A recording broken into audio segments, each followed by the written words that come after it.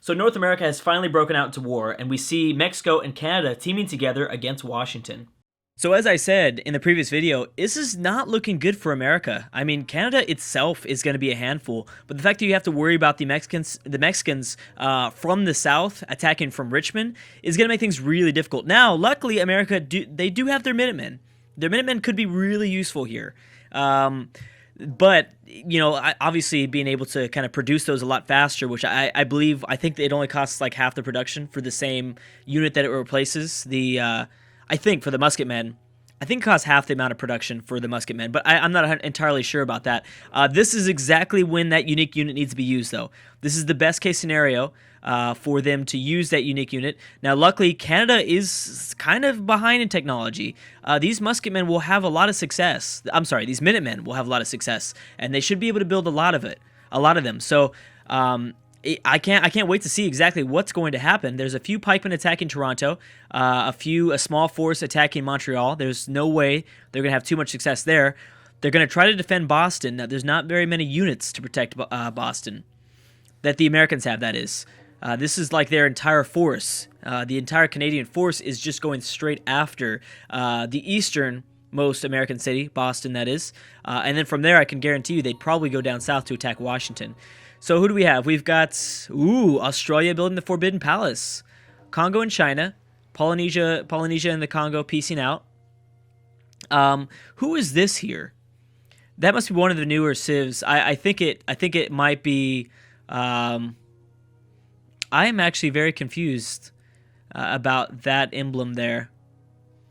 I'm not used to that. Oh, that's Great Britain. Great Britain versus Persia. Oh, okay. Yeah, it took me a little bit there. A lot of people have just declared war on Polynesia. However, Polynesia really only has, an island just north of Indonesia. They've got Honolulu, and then they have their cities in North America. So they'll be fine. Obviously, they're pretty weak, but they will be pretty fine. The other big thing, okay, so Siam is in fact going for the southernmost Mongolian city. They might have success here, but they need help. They can't do it alone. Mongolia, their empire is holding on by a thread. I mean, they could crumble at any second now. The Russians are sending over almost their entire force. I mean, they've got a pretty big military themselves, so they still have units kind of staying behind and relaxing. Persia versus Egypt. We've got Polynesia and Japan, China and Japan. Ooh, China and Japan. I don't think China has a navy. We have to see if that's Japan declaring war on China, so, who knows? We might see a Japanese fleet that could be going and trying to grab a city in continental Asia.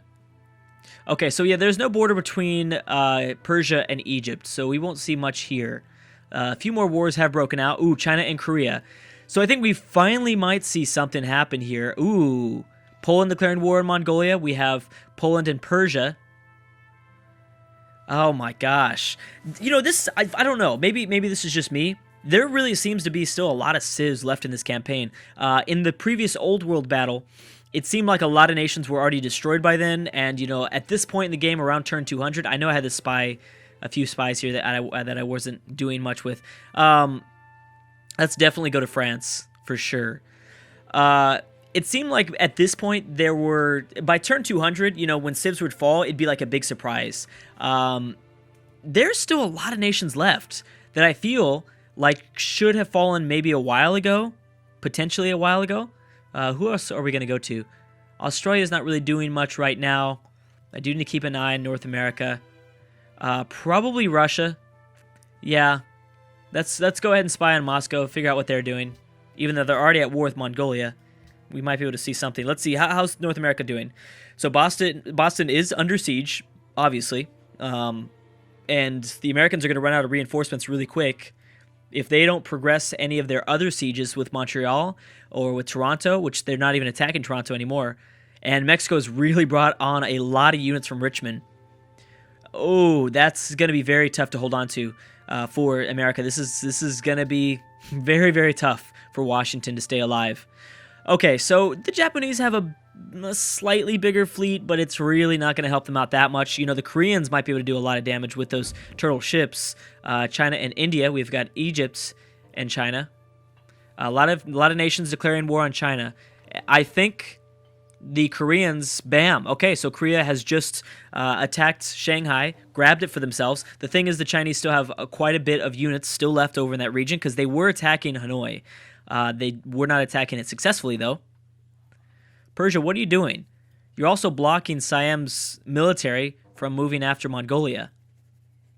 Mongolia might get really lucky here. I can see them getting really lucky for a second time, where they started to kind of crumble. Ooh, now Korea just like declared war on everybody within their region of the continent. Holy crap. Okay, the Ashanti and Arabia have peaced out. We'll probably see a few more of those peace deals with Arabia because everyone declared war on them because Arabia was weak. And now I don't know. Siam and China, jeez. It's just insanity over here. Just absolute insanity. Persia's just able to do whatever they want because they don't really have to feel a threat from anybody. Unless the Ottomans were to declare war, or I guess the Indians, the Persians can do kind of whatever they want over here. A lot of their cities are undefended. Ethiopia has rebuilt their military. They might go for a second siege of Memphis. We'll see how that works out for them. Yeah, everyone's declaring war on China. The Zulu are just chilling. Their MPs are no longer a big factor, though, in this campaign. The Congo, we still haven't figured out what the Congo are going to do with this military. The Moroccans look like they might actually be going after Iberia, and here come this massive force that the French have controlled. This could be a huge siege of Barcelona. The thing is, Leeds is going to make things difficult. Just the placement of Leeds is going to make things very difficult for the French AI. We'll see how that goes. So Boston has yet to fall. America's still holding on, barely, but Boston will probably fall this turn. Are the Americans moving up? Yes, the Americans have the Mexicans have started to move up north of Florida into Georgia territory, probably to go out and siege Washington, which is very, very smart because I can guarantee you the Canadian AI will probably lock on to the capital after Boston has fallen. So there might be this kind of race to see who's going to take over the American capital. It'll be close, though. It will definitely be close. We should probably also check on South America. How's that doing? Oh, I forgot about Cuba. So yeah, Boston did fall to the Canadians. Cuba still is engaged in a war with Mexico. But, I mean, that's fine. They don't really need to worry about that much. World's most wonderful people. We've got Australia with 4. Ethiopia, Isabella, Napoleon, the Congo, Colombia, and Churchill with 2. Okay. And this has been really stagnant. I'm so surprised. I figured, that war was going to break out, and either Colombia or Argentina was just going to dominate, and then that was going to be it for South America. But it looks like we might still get to see a few more future wars, at least one more, because I think this is going to be end in a stalemate, to be honest. Well, I guess it kind of went to Colombia's side because they grabbed Cordoba. Porcelain Tower has been built by Napoleon. Now let's watch as the Canadians probably move down south. Let's also check in on Eastern Asia, because this is crazy what's going on in Eastern Asia. Insanity, to be honest. I mean, Korea kind of came out of nowhere with this massive force. Maybe I wasn't anticipating them. Maybe I wasn't looking into them and looking too deep into like their possibilities of going to war, but they just declared war on everybody, including Mongolia. I don't know if Korea declared war on Siam. Not 100% about that. Persia's just sitting here watching. How is Russia doing in their siege of Mumbai? Not too well. At least they haven't started yet. They might be trying to move past Mumbai, which would be a huge mistake. Let's see. Catherine's plotting against Ethiopia. We've got Napoleon plotting against Morocco. And Napoleon's also constructing the Globe Theater in Paris. So Colombia and Washington have peaced out, and that is it for this turn. No other notifications. No other important notifications, I guess I should say. Boom! Now Globe Theater has been built.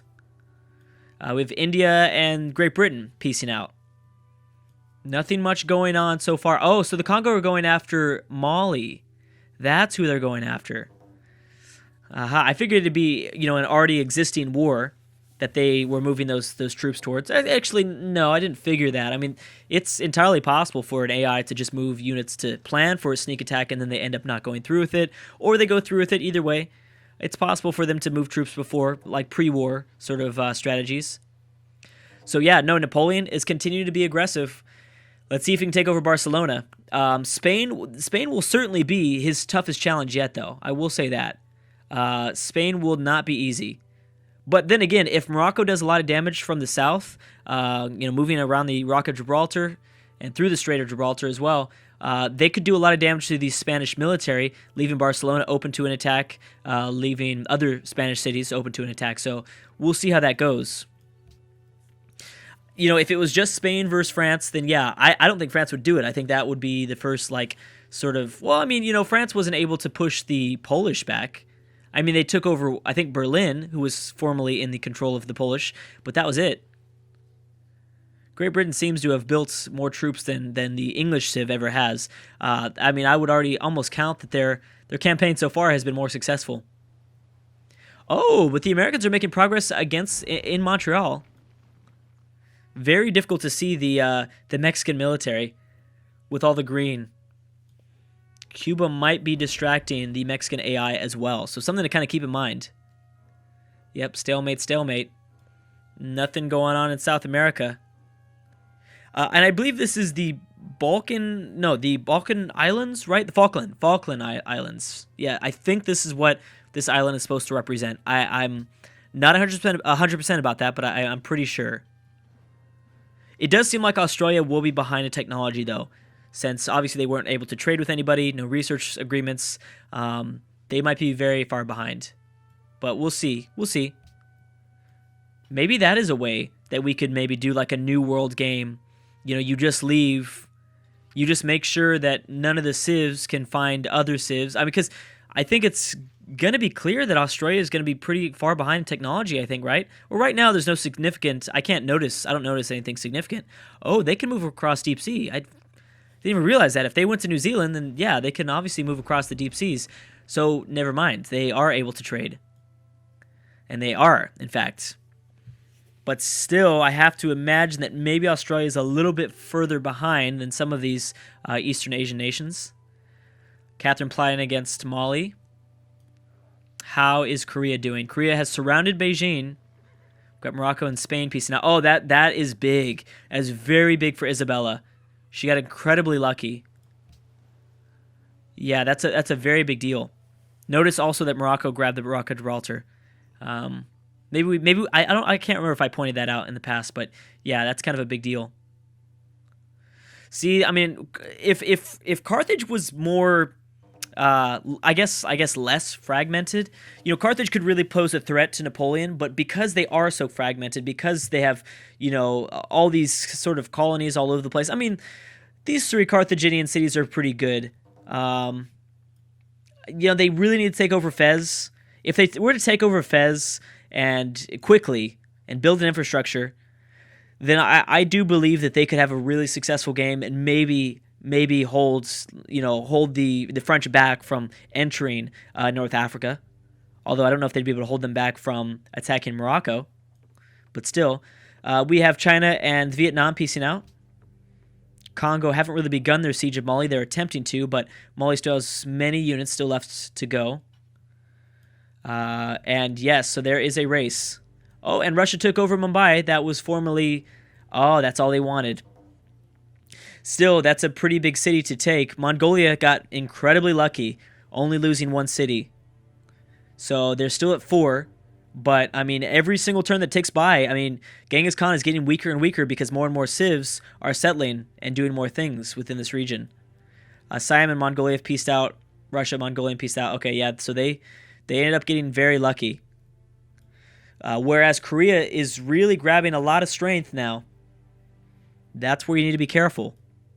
Siam has a lot of power too, though. Let's not forget that Siam is also powerful. The thing is, though, Siam's got to take over both the Champa and Vietnam to really get a lot of strength going. Spain and Mali, and Russia and Mali. Okay. And bam, China's lost its capital. China's been destroyed. They are no longer in the campaign. So it looks like we might see a very powerful Korea. And because Mongolia is also very fragmented, I don't think at all they would be able to stop an invasion. Now, luckily for Mongolia, again, very luckily for Mongolia, they don't... Well, Korea's kind of used a lot of its units so far to take over China. There's still a lot more, don't get me wrong, but it's a lot better to defend. It's more likely that they're going to be able to defend themselves than a few turns ago. A few turns ago, Korea was looking really powerful, but they've lost a lot of units in the process of being, in battle and stuff like that. India is building up quite a force here.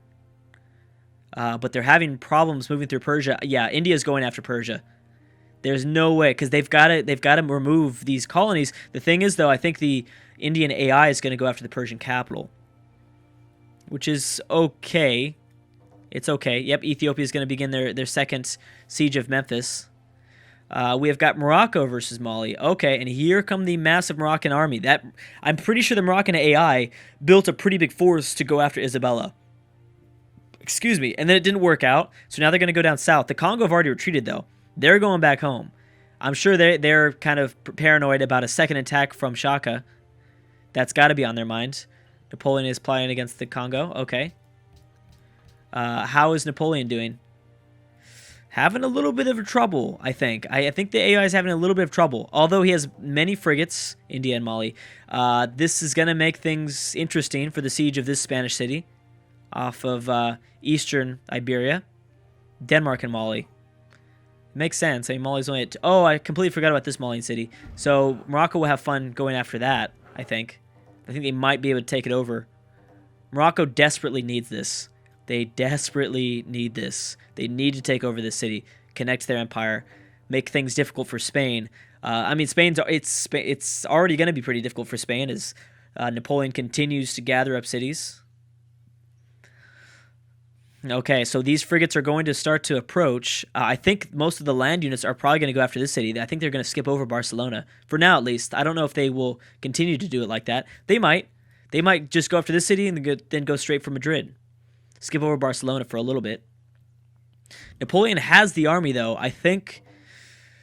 Ooh, here we go. That is what I was hoping for a really long time. But here's the thing. Who would have predicted that it would be the Ottomans going to war with Poland? Now, Poland has really built up their military. They've really rebuilt. This could be really bad news for both of these nations. Luckily, they went to war while Napoleon is at war. That's a very big deal. The thing is, though, they've got to worry about Russia. Now, Russia's going to have a choice. Russia could potentially attack the Ottomans or the Polish. They're not at war with anybody. They just, got out of a pretty, somewhat moderately successful war with Mongolia, and they've moved all the regiments back. So if there is a particular civ to lose a lot of units here, whether it's the Ottomans or the Polish, I can almost bet you Catherine will be going to war with the weaker or the... I mean, here's the thing. If Poland, though, takes over Konya, then I don't know if they would still go after the Ottomans. I'm not entirely sure about that. Now, remember, the Ottomans declared war in Poland, so the AI sees that they have to see some sort of advantage. Either they have the number advantage or something. Maybe they want to use their Janissaries. This is their unique unit. It's going to be tough, though. Oh my gosh. Yeah, because Poland is bringing it. And, I didn't think about that. Konya is in a very bad location. Still, I mean, Poland could take over Konya. The Ottomans could slowly do damage as they defend Istanbul, because no one's going to take Istanbul. There's no way. At least not without a massive navy. Maybe Carthage could one day, but not at the moment. I don't know. There's really interesting developments going on in the world. This is insane. I really, really like it. And Canada has not attacked the American capital. Neither has Mexico. They're trying, but they can't. America still has scattered units. We'll see if they're able to defend themselves and keep themselves alive for a little bit longer. Ooh, Colombia settling 2 more cities. That's going to be a difference maker. Argentina and Colombia. Very interesting sort of huge rivalry between these 2 Latin American countries. Anyways, guys, I'm going to stop right there. Thank you so much for watching, and I will see you guys next time.